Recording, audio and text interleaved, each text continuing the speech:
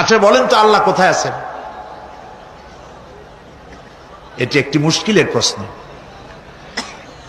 সাধারণত লোকেরা বলে আল্লাহ সব জায়গায় আছে। এই কথা, এই জবাব সঠিক নয়।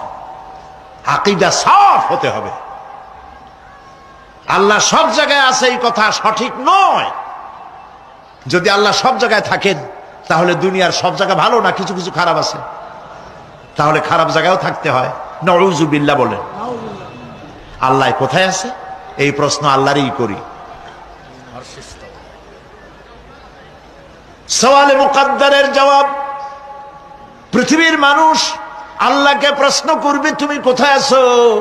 রব্বুল আলামিন প্রশ্ন করার আগে জবাব দিয়ে দিয়েছেন, আর রাহমানু আলাল আরশি ইস্তাওয়া।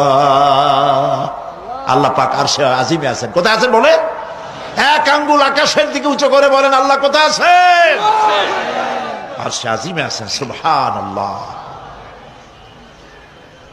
তবে আরশে আজিমে আছেন যে অবস্থা এমন নয় যে তিনি সাংঘাতিক রকমের কুয়াশার কারণে বাংলাদেশে কি হইতেছে তা দেখতে পান না।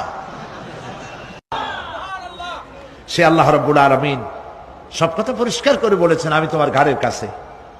তার মানে আল্লাহর ইলম, তার নজর, তার সামা এবং তার বসর, তার দেখা, তার শোনা, তার ইলম সবটা আমাকে ঘিরে আছে, আমি তার বাইরে নাই।